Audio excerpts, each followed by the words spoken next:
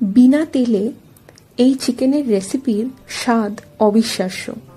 খুব সহজভাবে অল্প কটা উপকরণ কি কি লাগছে চলুন সেটা দেখে নিই। আদা, রসুন, কাঁচা লঙ্কা বেটে নেবেন, যেটা হবে 1.5 টেবিল স্পুন মতো। 400 গ্রাম টক দই ফেটিয়ে রাখা হয়েছে। 4 থেকে 5টা পেঁয়াজ সরু স্লাইস করে কেটে নেবেন। 15 থেকে 20টা আমন্ড বাদাম আর 2 টিস্পুন মতো মেলন সিড ভিজিয়ে নিয়ে বেটে রাখবেন।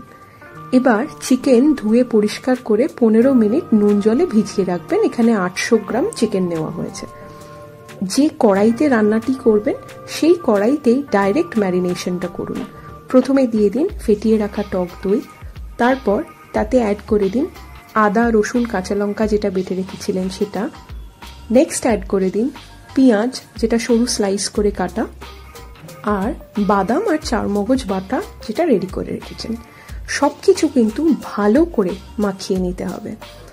এই ম্যারিনেশনটা খুব ইম্পর্ট্যান্ট একটা স্টেপ এই রান্নার।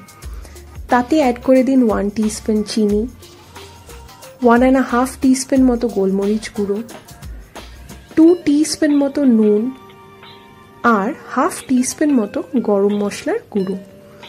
সব মশলা ভালো করে মিশিয়ে নিয়ে তাতে অ্যাড করে দিন চিকেনের টুকরোগুলোকে।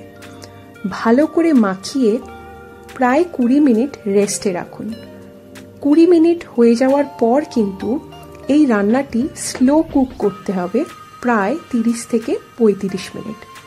30 থেকে 35 মিনিট সময়ের জন্য গ্যাসের ফ্লেম একদম লো রাখবেন, আর 10 মিনিট 12 মিনিট অন্তর অন্তর একবার সব কিছু ভালো করে নেড়ে চেড়ে দেবেন যাতে নিচ থেকে লেগে না যায়। তেল ব্যবহার না করলেও যেহেতু প্রচুর পরিমাণে টক দই আর বাদাম বাটা ব্যবহার করা হয়েছে, দেখবেন এইভাবে ওপরে তেল ভেসে আসছে। সব কিছু মিশিয়ে দেওয়ার পর 30-40 মিনিট সময়ের মধ্যে দেখবেন চিকেন খুব ভালোভাবে সেদ্ধ হয়ে গেছে। এখানে আমরা কোনো এক্সট্রা জলও অ্যাড করিনি। চিকেন থেকেই যে জলটা বেরিয়েছে সেটা দিয়েই কিন্তু পুরো রান্নাটা হয়েছে। যখন দেখবেন চিকেন ভালো করে সেদ্ধ হয়ে গেছে তখন গ্যাসের ফ্লেমটা বাড়িয়ে ঝোলটাকে রিডিউস করে নিন। আর 50 to 70 ml মতো ফ্রেশ ক্রিম আমরা ফেটিয়ে অ্যাড করে দিয়েছি। রান্নাটা ফ্রেশ ক্রিম অ্যাড করার পর আরও 10 মিনিট ফুটিয়ে নেবেন। আমরা এই স্টেজে কয়েকটা কাঁচা লঙ্কা চিড়ে অ্যাড করেছি ফ্লেভারের জন্য। আপনারা যদি চান এই রান্নায় কিন্তু 1 টেবিল স্পুন মতো বাটারও অ্যাড করতে পারেন। তবে কোনো রকম তেল ছাড়াও এই রান্নার স্বাদ অপূর্ব আসে।